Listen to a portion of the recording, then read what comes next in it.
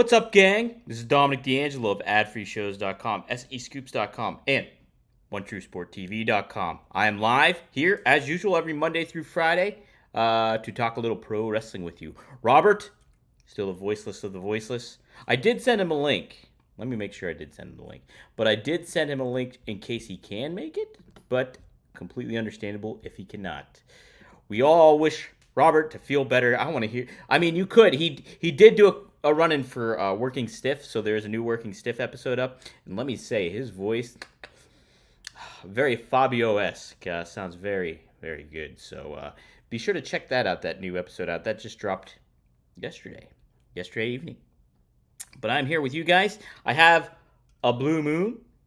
Why not pop one open here at noon? Start the weekend off right, guys. I'm also drinking coffee at the same time. But let's talk a little wrestling. Lots to kind of talk about. We have a SmackDown preview. I actually watched episode 2 of the Vince McMahon documentary, so I have some thoughts on that. Also, in turn, I will also be talking about some free agency news in the works going down here. What happened? Do we not? I saw YouTube comments, and now I don't see the YouTube comments. I saw great ones. Joseph Wade Walters was in here. I think he made a cool, fun joke. Don't know why we do not have the YouTube comments going on right now. But either way, let's get to a little discussion, if you will, about what we have tapped on for SmackDown. So, we do. Solo Sikoa is hyped to return en route to epic WWE Bad Blood Showdown. Just 1 week after undisputed WWE champion Cody Rhodes and Roman Reigns met at Georgia Tech and gave their word to have each other's back at WWE Bad Blood, Solo Sikoa is set to return Friday night with the Ulafala, oh my god, in his possession. What will the tribal chief of the Bloodline say about the unlikely union of the OTC and the American Nightmare? Find out on SmackDown on USA. How are they gonna hype this? What are we getting out of this? They really need to heat Solo Sikoa up, so to speak. Because I mean, let's look at it. The SmackDown premiere they had, he lost clean to Cody Rhodes, and pretty darn definitively too, right? So it kind of takes the bloom off the rose when you're thinking about him feuding with his cousin Roman Reigns, and because Cody's beaten him. Roman is very credible. Roman has housed the Tonga Twins, the Gorillas of Destiny. He's taken them out. The only wild card here, and the fun wild card, is Jacob Fatu. So, very unexpected to kind of, how are they going to heat them? How are they going to bring Solo back to relevancy? Back to a little credibility here. He's got to do something tonight, I think, to kind of set that tone, kind of make that his thing of losing kind of wash away. But how do you do that in the pro wrestling realm when he's been losing? And he's in a high profile program with Roman Reigns and Cody Rhodes now, and Jacob Fatu is arguably the star of the show here when it comes to this aspect of what a fun element he's going to bring. Will we get a show? It's not the go home, so I don't know if we'll get a showdown necessarily of Fatu and Roman Reigns tonight. Will Roman Reigns even be there? He's not hyped for it. I'm sure Cody will, but it's hard to say with the OTC. But yes, that is on tap. How will they position and make Solo Sikoa work? Johnny Disco is in the chat. He just says, what? I'm not sure what is about, but go ahead. Hey, if you can chat, try to chat. See if I can get some feedback on here. For some reason, post comments on some destinations. That's what StreamYard is telling me. Dang you, StreamYard. Dang it. What is going on here? No comments available. I wonder if I can pop up the actual channel here and see if I can get some true blue feedback when it comes to the YouTube channel without hearing myself talk. Let's see what I can do here. All right, bear with me 1 second. YouTube channel without hearing. Okay. So yes, Joseph Wade Walter says, morning rumor heads counting down the days where JR calls Shane Vince. Yes. My goodness. Yeah, right? They were trying to play that off like like it was a circumstantial. Oh, hey, we happen to be on the same flight. Shane sat behind us. But I don't know. Is that kind of my head's all over the place with this? Number one, I don't think it was coincidental. I do think, hey, Shane was there. And number two, is this some damage control stuff? Because you're kind of ruining a surprise by posting Shane McMahon with you, right? There's been rumors, there's been innuendo. There's been him pictured with Tony Khan in a meeting room. Was that a good move, do you guys think? Because it kind of gives away a lot of the surprise element of it. But in turn, the McMahons are in the news, good and bad aspect. Like the bad aspect with Vince in the documentary series, but then you have Shane McMahon, who's kind of coming across pretty good in this docu-series. So, are they making the most of it? Hey, let's strike while the iron's hot, show this picture of Shane and the Young Bucks together. Or was this something that kind of was the Young Bucks' own move? I couldn't imagine them necessarily not just posting that without getting Tony Khan's A-OK on it. So, I think 85%, maybe 90%, this was not circumstantial. I would say 95%, heck. This was not circumstantial. This totally, Shane was there for a reason, guys. But should be interesting to see what goes down with all that. Because I will say this, and I was thinking about this last night. I was thinking the prominent storylines that WWE has right now. It's your main event kind of stuff. It's CM Punk, Drew McIntyre, it's Roman Reigns, Cody Rhodes, Solo Sikoa, Jacob Fatu. It's even Braun Breaker, Jey Uso feels like a big deal. These are just the ones off the top of my head. But now when you think, listen, I don't need this here, but now when you think about AEW's major storyline with Danielson, Moxley, Darby in the mix still, even though he lost, I don't know. It's not my favorite thing on AEW television right now. It's not, but maybe what I would be thinking about is Ricochet and Ospreay, or even, I'm trying to think what another big juicy storyline is for me that's not really going on. It's just nothing.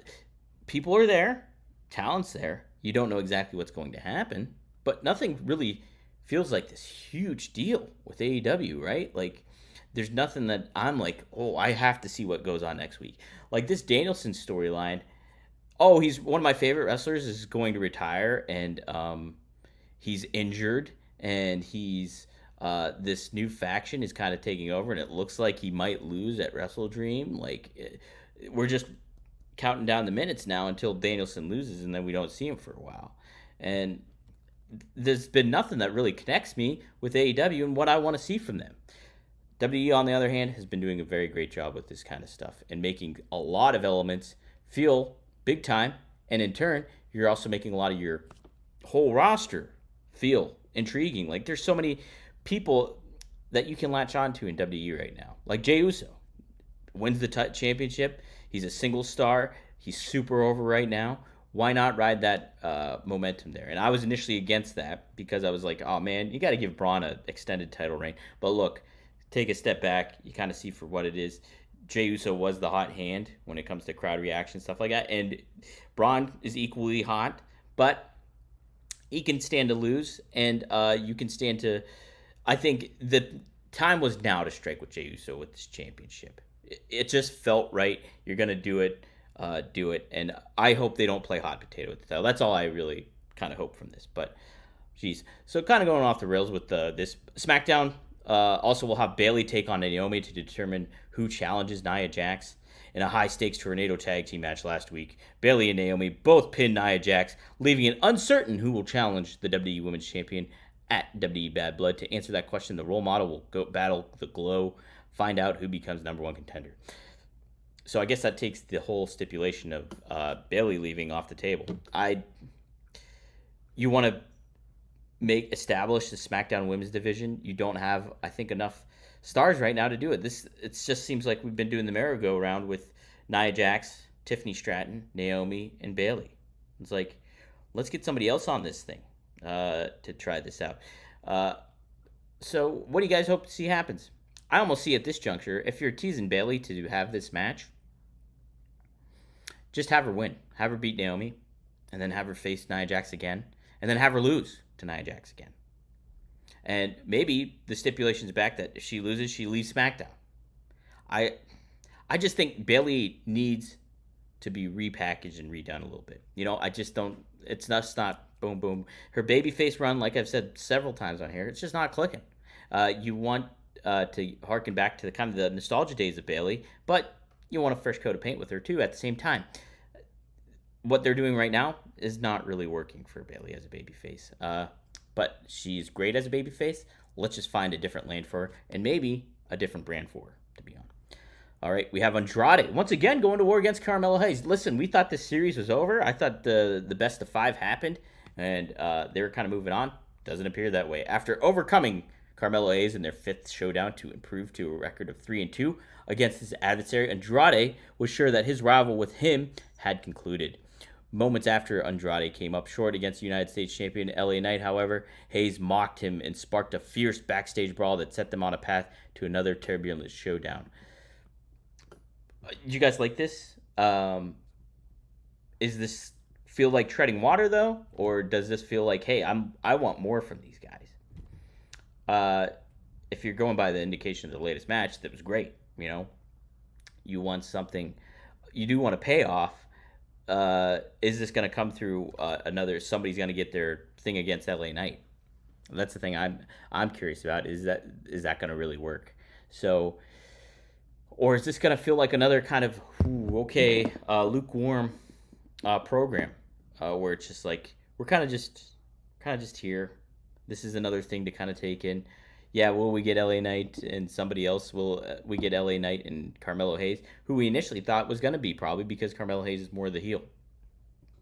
So that's on tap tonight. We got Mishin looking for retribution against Piper Niven. She is set to battle Chelsea Green in a dumpster match, but as Mishin commented on her plans for Green during SmackDown Lowdown, Piper Niven launched a sneak attack on her. So setting up a little match again with her. Like to see. I know they're trying to heat Mishin up for this dumpster match, but Piper Niven's taking a loss. Are we treading water here? And like you're thinking about this is their new home on USA Network. How do you make this feel viable? Obviously, you're in between the go home episode next week when it comes to Bad Blood, but you're reaching Bad Blood, so. You want to make this stuff sound intriguing. Now, that being said, SmackDown has listed stuff like this before where it's just like nothing really, knocks you out here when it comes to what's promoted. But usually if you tune in, you do get something very good. So we'll see how it is tonight. We will have Collision tomorrow, which is had a lot of big matches on tap. We talked about that yesterday. But I did want to take a moment before, actually, we go to my next topic. Let's talk about DraftKings and the Pick 6 app. Holy smokes, guys. If you made some decent picks last night with the Dallas Cowboys, you might have made a little bit of cashola. What you can do is download the DraftKings Pick 6 app, use promo code RUMOR, and then you get $5. You place a $5 bet, and then you get a little cash back to use on the app.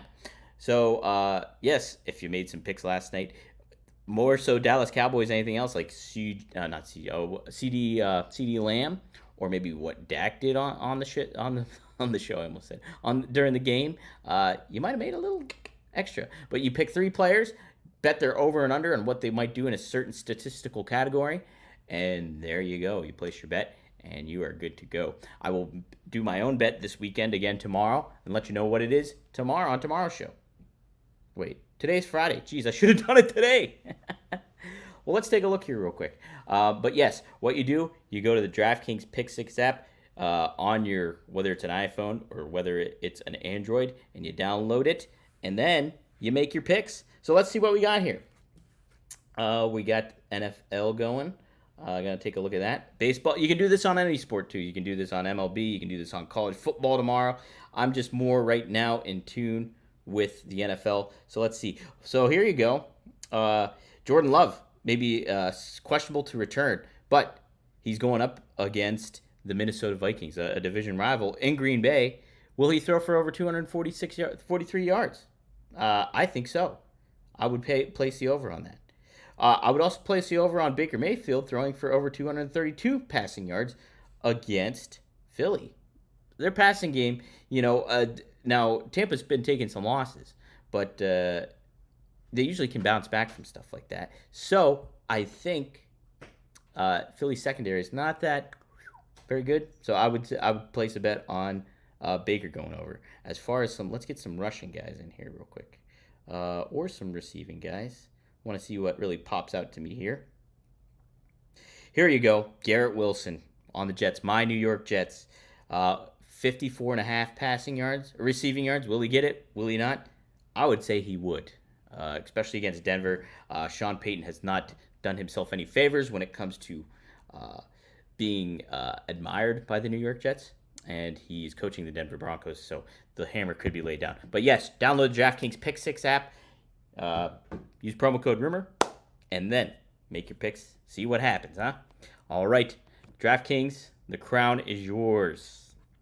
So, got to watch episode 2 of the Vince McMahon documentary just this morning. Different takeaways from what I did with episode 1. Episode 1, the big highlight for me, or the big thought process for me, was Vince is masking a lot of previous abuse over, and it really sets the tone for who Vince McMahon became as a person, his thought process on how he views himself, how he views others. You just think about it. He was reportedly badly abused as a kid, and then his relationship with his dad, very strained and very odd, and did not get any love or affirmation from anybody. And you see this kind of what this all kind of takes place, and how maybe he books stuff, how he interacts with people, really set the tone for episode 1, I thought. Episode 2, I thought, okay, didn't learn anything crazy new, nothing really. But I was kind of impressed, I guess, for how they covered a lot of the scandal stuff in certain ways. That my thoughts were that, okay, they're going to focus on the steroid stuff. The steroid trial, Dr. Zahorian and Hogan, that kind of thing. And they did. But I thought, from what I heard, I thought they were going to avoid the Ring Boy scandal and not talk about that. They did talk about it. They talked about that. They talked about Rita Chatterton. They talked about all this kind of stuff. And really furthered all this early on controversy that Vince McMahon was going through. When WWE was kind of heating up, Hulkamania was running wild, but then Hulkamania was waning, and then all this other stuff is coming out here. Phil Mushnick was a big aspect of this episode. If you're not familiar with him, he writes for the New York Post, and really has constantly been notorious for taking shots at WWE and going after them. And they talk about that, and they talk to him on here too. So definitely you get some mixed reactions when it comes to Phil, and then what WWE thinks of him, or what certain employees think of him, and certain things like that. So, but yeah, now if I'm putting myself in the position as a non-wrestling fan and I'm watching this documentary, will this entice me to watch more? And I was trying to think about that as this all was going on. I don't know. If I was a non-wrestling fan, I could very much see myself being like, nah, I'm okay. I don't need to know more about Vince. They did kind of lead some incentive to tune into the next episode as they're looking to build a new star away from Hulk Hogan, and what they're kind of do in that regards. Now, if you're a wrestling fan, you know what's to come. We're going to hear about the Clique. We're going to hear about Bret Hart. We're going to hear about a lot of other stuff moving forward here. So I'm still intrigued to kind of watch it, even though I'm not really expecting anything to learn anything from it. But is a non-wrestling fan being like, I got to watch the next episode here. I don't know if they necessarily hooked the non-wrestling fans moving forward with this one. I mean, yeah. All the episodes are out now, so it's just like, the numbers come through and, all that kind of thing. But I just was trying to think from the non-wrestling fan perspective, and did they really hook you for the following episode to kind of continue your binge watching, if you will. But yeah, I'm going to watch more of this. like I just said, it's not. I'm not learning anything new too much, but it's also it's neat to get the different perspectives and kind of see maybe what that particular person's intent may be and what they did, and you kind of see how Robert mentioned it on Working Stiff was that the producers are pretty intricate with their editing when it comes to certain things. The Vince is doesn't feel like he's asked directly about the Rita Chatterton stuff. It's almost like he brings it up and then okay, so this is how we can frame it around in this one. Doesn't sound, I don't know, from the vibe I was getting, doesn't sound like the director or producers asked Vince outright about this Rita Chatterton stuff. It was just something he brought up, and then like, we can kind of frame it around this stuff, and here's all the other elements around there. But at the same time, they did talk about it, and they talked about, like I just said, all the other scandals too. So wasn't I'm still engaged, but it's also like, I don't know, if I've never watched the Tiger King stuff, so I can't really speak for that. But is that good? Is it been good? So is that this kind of tone that this whole docu-series is taking? But still some fascinating stuff to talk about. RVD and I are going live tonight at 9 p.m. Eastern Standard Time, and we will be talking about the Vince documentary. I know he's watched a few episodes at least. Might watch the whole thing by now, but he's got some things I think he wants to say on it too. So tune in. Go to OneTrueSportTV.com or go to RVD's YouTube channel. You can check it out there. I might try to get it on RVD TV too tonight. We'll see. But be sure to tune in. Subscribe to RVD TV too, and you can get that episode further down the line here with the clips and all that stuff. All your content that you can see with the RVD podcast will be on RVDTV.com. So also, let's talk about some of the free agency news in the mix here. This morning, the Wrestling Observer has reported that it might be a while till we see the Lucha Brothers in WWE because, according to Dave Meltzer, AEW is planning to incorporate the injury aspect to Rey Fenix's contract. So he's got injury time to make up, and according to Meltzer, it's nearly a year long. Wow. So that's quite some time until we see Rey Fenix. Now, will he show up back on AEW programming and make some appearances? I don't know. Now, as Penta goes, it sounds like he's only got a couple months on his contract, and he has not negotiated with WWE, but once he's able to, and his contract is set to expire, I guess now in a couple months. You've heard so many different reports when it comes to this stuff, that he will negotiate with them when he does. And apparently he's got a lot of reasons that he wants to leave AEW, and one of those that Meltzer noted was frustration. Sean Ross Sapp also kind of confirmed that we probably won't be seeing the Lucha Brothers for a while in WWE. So pretty big bummer. In the grand scheme of it all, too, if you look at it, like, man, how much did they misuse the Lucha Brothers in AEW? Like, such top-tier talent. Big signings at the time, too. It felt like what AEW was trying to further with an alternative brand, early on. Hey, we are different than WWE, and look at the kind of talent that we can get here, like the Lucha Brothers. And they felt like big time, and then, they were in the tag team division for so long. You got to see a lot of their athleticism. But then they would they would have them lose in singles matches. They would have them do this stuff. Somebody would get, one of them get hurt, and then you wouldn't see them for a little bit. And then it's just like so many changing elements when it came to how they were utilized, and then ultimately underutilized. And it's really a shame, because I remember seeing Penta come out sometimes in singles matches, sometimes as tag partners, but he'd come out in a suit and he'd look like world champion material, man. Like, it was a really neat vibe he was giving off. And they did not ride with any of that momentum. Like, I honestly think, either of those guys could have been an AEW World Champion at one point, and I wouldn't have batted an eye to it. And you could have positioned them in the right way to make them to either if they needed a mouthpiece or you had a different way to kind of convey their personas and identity. That would have been the thing to do. Could you imagine if they were in a high-profile feud with another guy that's been underutilized in Malachi Black in the House of Black? You have them go up against, man, just some really another feels like quite a bummer with AEW and what they did and didn't do with the Lucha Brothers.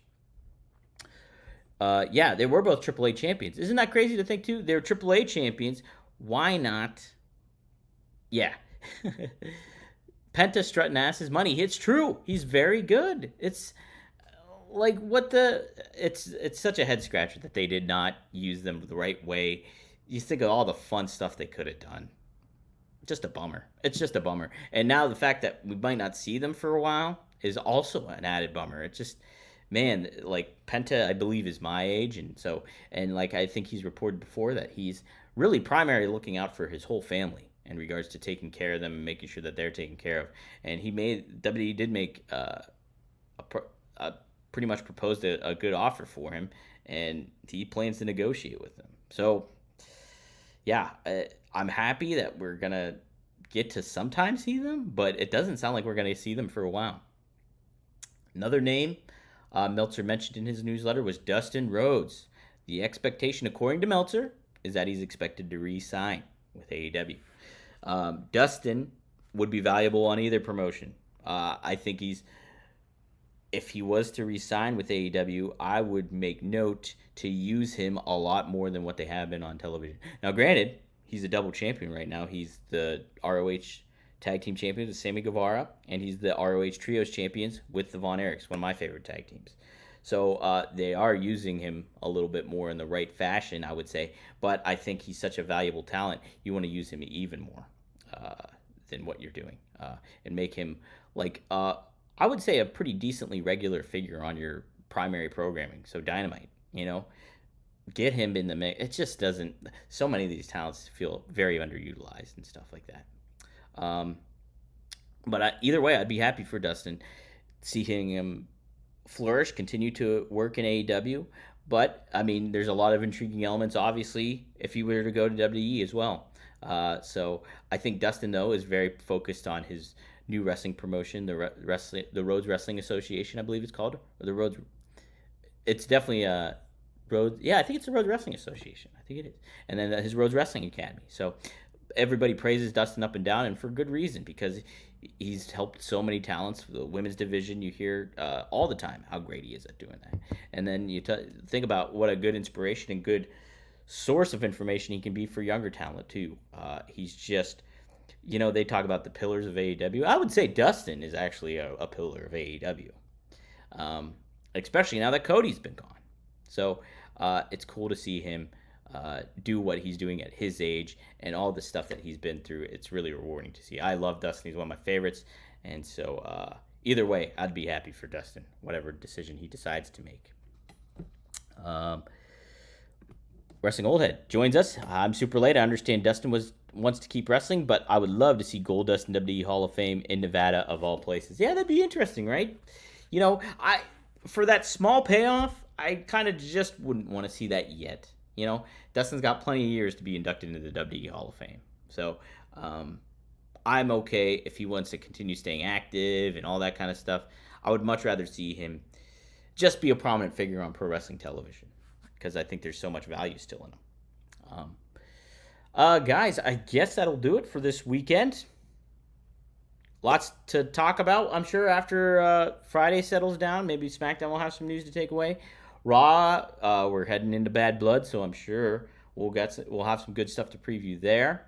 AEW's going to start gearing up for Wrestle Dream here at some point, but they got to do some stuff to hook me. Hopefully Collision will have some takeaways that maybe we can touch upon too on Monday. But and hopefully Robert will be ready to go. His voice will sound operatic, like a Pavarotti, perhaps. I want to see maybe a new Robert, basically. Maybe COVID completely has changed him, and he hits an epiphany, and he's a completely different person. You know, I still like the regular Robert we get, but maybe this will be a new fresh coat of paint on him, like Bailey needs. I don't think Robert needs it, but I would like to see. Maybe we'll get a new Robert. Who knows? I'm just I'm just joshing, guys. Hey, okay. So as I said, be sure to tune in tonight. RVD, one of a kind. You can tune in at onetruesporttv.com. You can also tune in on Rob Van Dam's YouTube channel as well. We'll be live on there. We'll be live on his Twitter. But be sure to subscribe to rvdtv.com, and that's where you'll get all your content there. I also want to make sure to note that Arn Anderson is going to be back in the podcast realm. He recorded a new episode this week. And then he's joining forces with Magnum TA and Greg Gagne. So all their shows will be on the same podcast feed. Keep your eyes peeled. They'll be back in the mix there. Be sure to check out my interview with Big Bill. It's short, fun, 15-minute interview where we talk about his nephew, his baby nephew, where hopefully at this point his baby nephew might be becoming baby of the year for the Good Housekeeping contest. But tune into that. Check that one out. You can check that out at onetruesporttv.com. And yeah, as for Robert, check out Working Stiff. New episode up. Robert talks about the Vince Doc, talks about Grand Slam. They also talk about, there's something interesting. Oh, Shane on a Plane talks about that as well with Scott. So fun episode there. Tune into there. And yeah, that will do it. TGIF, have a little fun. Tune into RVD tonight. And hey, guys, gals, best of luck in your future endeavors. Stand back.